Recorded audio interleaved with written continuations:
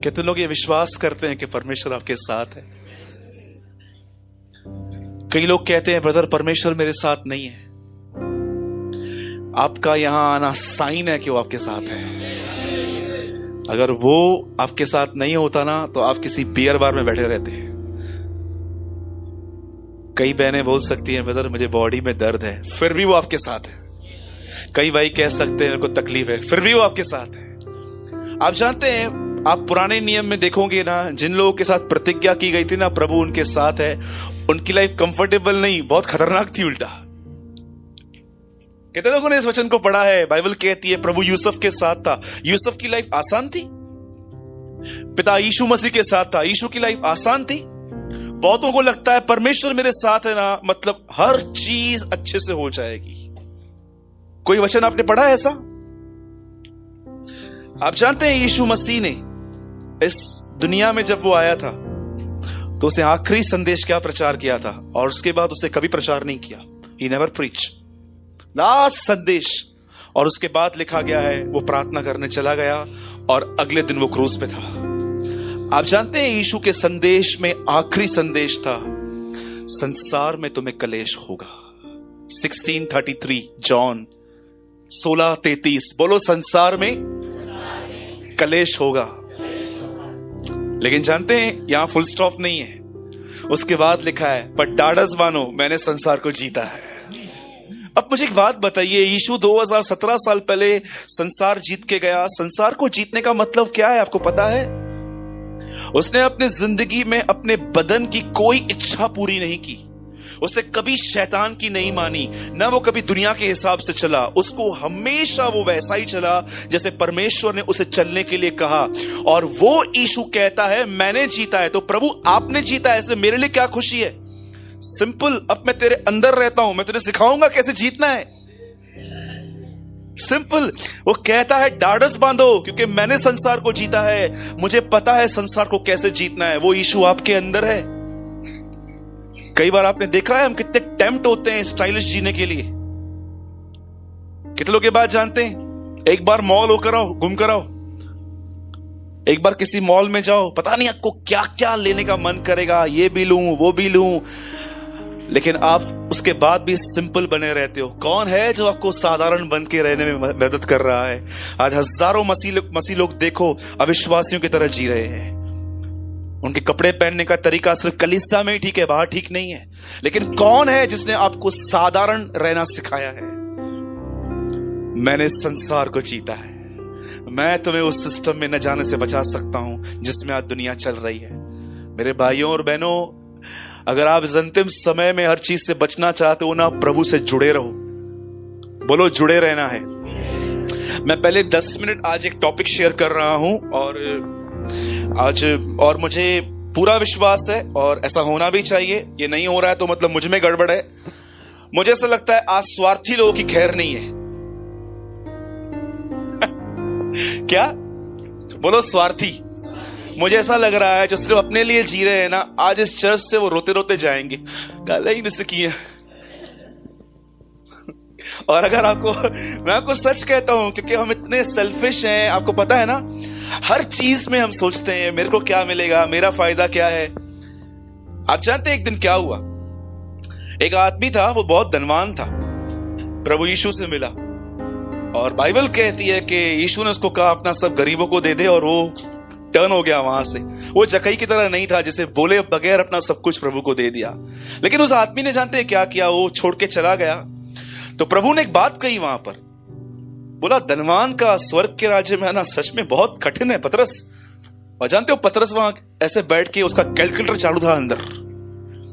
जैसे कई लोग न्यूज़पेपर पढ़ते हैं, कैल्सी चलता रहता है, कहां डालू पैसा के डबल हो। वहां पर उसका कैल्सी अंदर से कैलकुलेटर चालू था। और जानते हो उसने क्या कहा? प्रभु हम तो सब छोड़कर आए हैं, हमें क्या मिलेगा? कई लोगों को लगता है पतरस जो था ना, वो प्रभु से बहुत प्रेम करता था। याद रखिए, उसने खुदा से प्रेम करना पेंटिकॉस्ट के दिनों के बाद सीखा था, लेकिन पहले वो सिर्फ इसीलिए आया था। और मैं थोड़े बहुत उसके विचार जान जाता हूं। आप जानते हैं पतरस की जिंदगी में पहला काम क्या हुआ? कोई बताइए।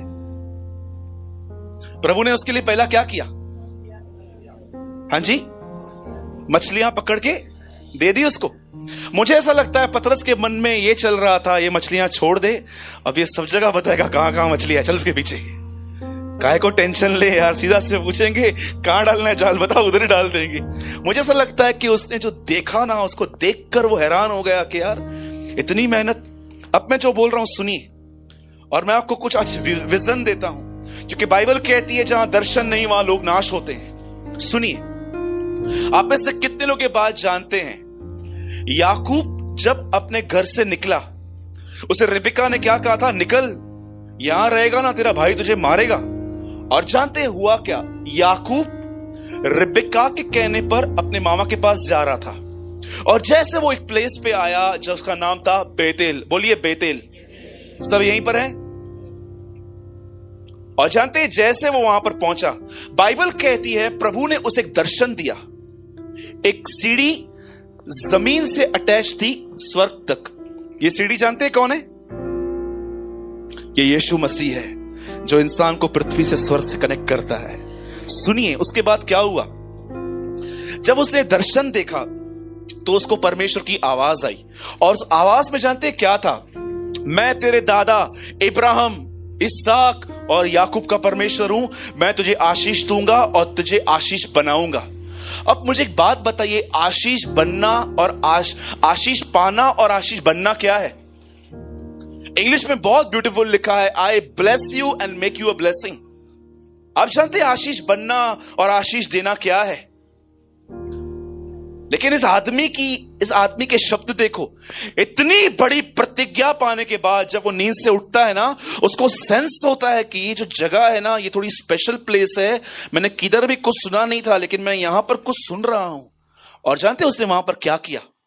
उसने प्रभु से कहा, प्रभु अगर तू है ना तो एक काम कर, जब तक मैं अपने बाप के घर पे वापस नहीं जाऊं, मुझे खाना देना, मुझे पानी देना, मेरी सबसे रक्षा करना, कोई जानवर कोई रॉबर मुझे मारना नहीं चाहिए।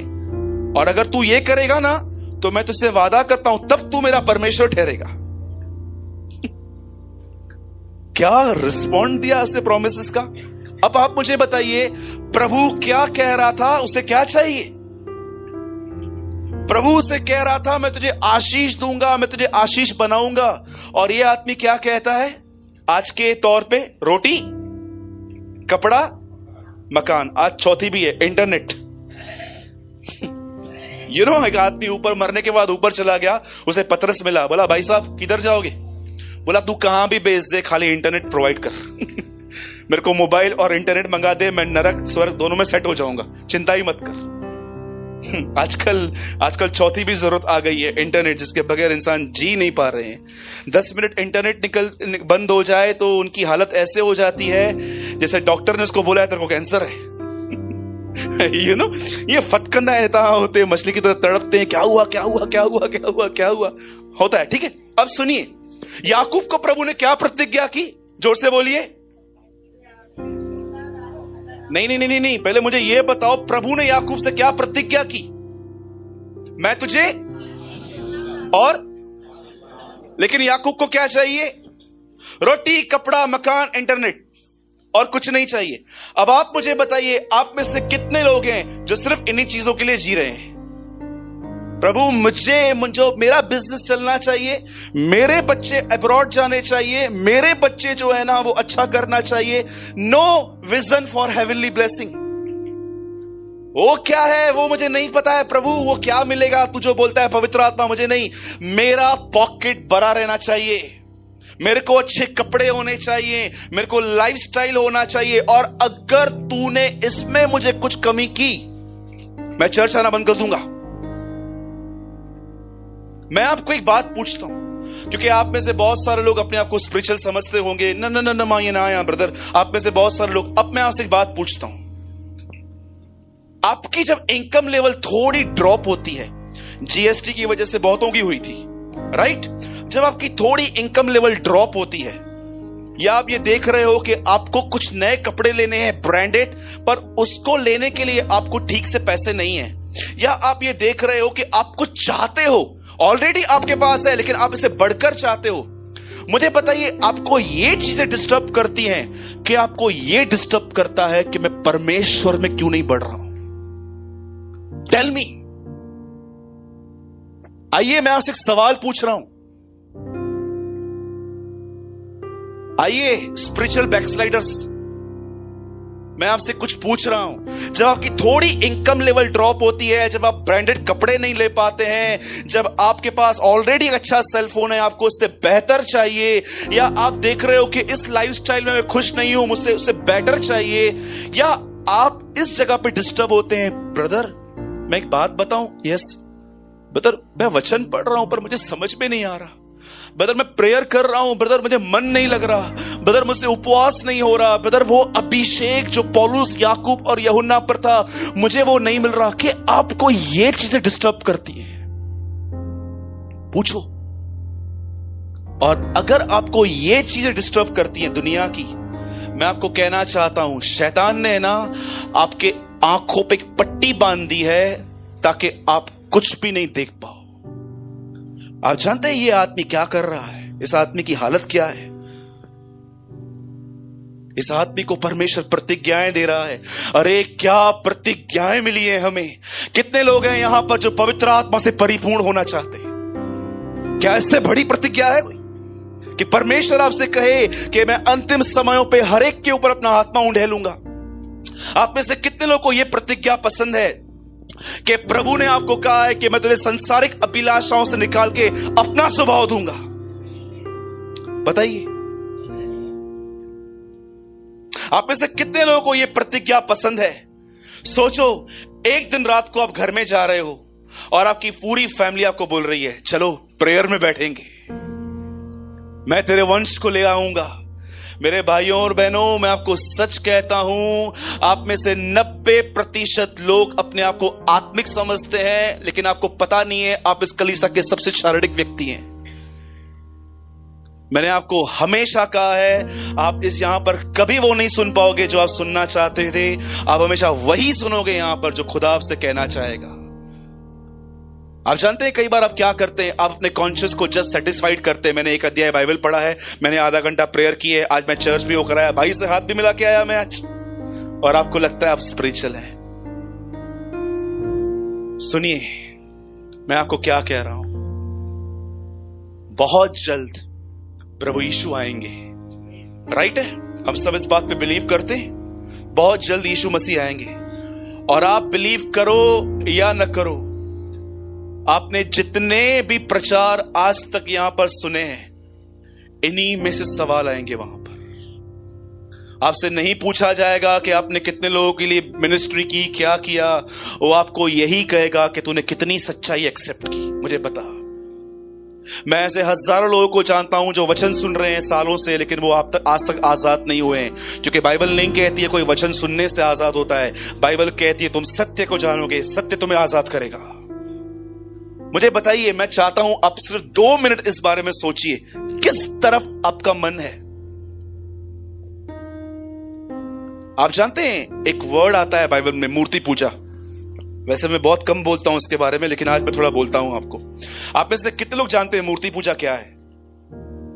आइए सब यहां देखिए, डोंट वरी, बच्चों को मत देखिए, आप यहां देखिए। आज आपके हिसाब से मूर्ति पूजा क्या है? What is the meaning of idol worship? यिर्मयाह में लिखा गया है, वे काठ को कहते हैं कि तू मेरा बाप है, पत्थर को कहते हैं कि मैं तुझसे जन्मा हूं। उसके बाद यिर्मयाह कहता है, विपत्ति के दिन वो तुम्हें क्यों नहीं बचाते? क्या मनुष्य अब ईश्वर को बनाएंगे? आप जानते हैं पूरे पुराने नियम के अंदर बाइबल कहती है मूर्ति पूजा का अर्थ था काठ और पत्थर की पूजा करना। पर आप में से कितने लोग ये बात जानते हैं, नए नियम में पवित्र आत्मा से परिपूर्ण होकर पौलुस कहता है लालच मूर्ति पूजा के समान है। Greediness is equal to idol worship.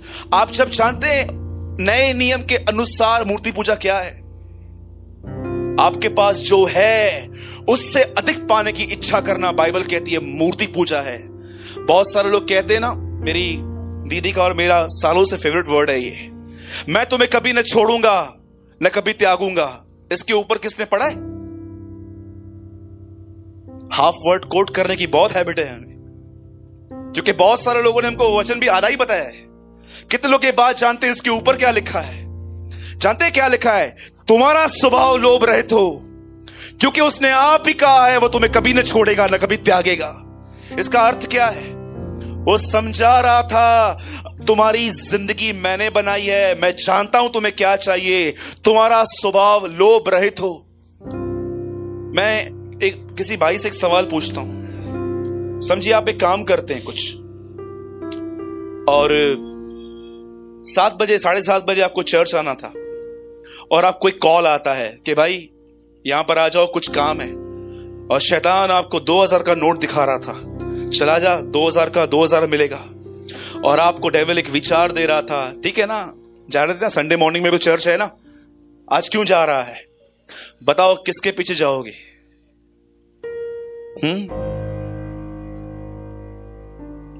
मैंने से बहुत सारे लोग देखे हैं, पैसों की वजह से वो चर्च नहीं आते, पैसों की वजह से। दुख की बात यह नहीं है कि उनको पैसा चाहिए, दुख की बात यह है कि वो अपने आप में भी ईमानदार नहीं है, वो अपनी ट्रू कंडीशन भी नहीं जानते हैं कि हमारे अंदर क्या पड़ा हुआ है। अगर आदमी ईमानदार बन जाए तो वो बहुत कुछ चेंज हो सकता है, वो बदल सकता है। किसी को भी देखकर ये मत कहो कि ये इसको मानते हैं उसको मानते हैं। हम भी मूर्ति पूजक ही हैं आज तक।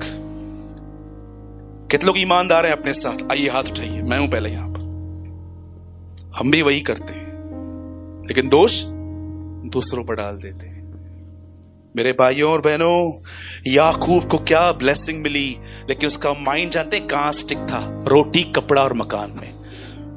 आइए वहां से बाहर आइए, नई वाचा में आइए। परमेश्वर ने आपके लिए बहुत रखा है। जब सवेरे उठते हैं ना, वचन पढ़ने से शुरुआत कीजिए, प्रेयर में अपना समय दीजिए, प्रभु से कहिए, प्रभु व्यभिचार मेरे पीछे पड़ा हुआ है, सारा दिन अशुद्ध ख्याल आते हैं मुझे देखकर, प्रभु बहुत सारी बातें हैं, मुझे बचना है, प्रभु मुझे अनुग्रह दे। बाइबल कहती है अंतिम समय में इंसान के अंदर से गॉडलीनेस गायब हो जाएगी, पर आप ऐसे मत बनिए। कितने लोगों को यह वचन पसंद है? सच बताइए। जो यीशु ने 5 कुंवारियों से कहा, मैं तुम्हें बता, वो तो उनके लिए था ना। आप ये बिलीव कर सकते हैं, या आपको भी कह सकता है वो अंतिम दिन में? पौलुस कहता है जो कुछ लिखा गया है वो हमारी शिक्षा के लिए लिखा गया है, जो इस जगत के अंतिम समय में रहते हैं। मैं अब भी, जैसे पतरस अपनी पत्री में लोगों से विनतियां करता है, मैं अब भी आपसे विनती करता हूं। आप में से बहुत सारे लोग टाइम पास कर रहे हैं इन दिनों में। You are doing 100% time pass. आपका ध्यान बहुत यहां वहां है। मैं यीशु मसीह के नाम से आपसे विनती करता हूं, अब भी समय है, अपने माइंड को बदलिए और सिंसियरली प्रभु की खोज कीजिए। मैं आपको सच कहता हूं, आप बच जाएंगे, आपका उद्धार होगा। आपको नहीं पता है आपकी वजह से कितनों की ब्लेसिंग रुकी हुई है। आप मुझे बताइए, अगर मैं वर्ड पढ़ना स्टार्ट बंद कर दूं, मैं प्रेयर करना बंद कर दूं, मैं आपको क्या समझा पाऊंगा? मुझे बताइए। कई बार आप सोचते हैं कि लीडर की वजह से उसकी कलीसिया अटक जाती है, तो सोचो आपकी वजह से। कई लोग कहते हैं ब्रदर मेरी फैमिली ना प्रभु में नहीं आती है। जानते हो क्यों नहीं आती है? तुम्हारी वजह से नहीं आती है, सिर्फ तुम्हारी वजह से। क्योंकि वो तुम्हारे अंदर यीशु को नहीं देखती है, वो तुम्हारे अंदर सिर्फ नियम देखती है, सिर्फ नियम, तौर तरीके, रूडनेस। कई लोग दोष लगाते हैं मेरा फैमिली नहीं आता है। क्यों नहीं आता है? सिर्फ आपकी वजह से नहीं आता है। अरे उल्लासनगर में यीशु मसीह आए, कौन नहीं आएगा उसके पीछे? मुझे बताओ, सब आएंगे। लेकिन आज एक परमेश्वर के जन ने कहा, उसके बाद मैं वर्ड में आऊंगा। एक परमेश्वर के दास ने कहा, और बहुत सारे लोग इस वाक्य को पहले भी सुन चुके हैं। एक प्रभु के दास ने कहा, भारत ने यीशु मसीह को नकारा नहीं है, भारत ने उस मसीह को नकारा है जो विश्वासियों में दिखता है।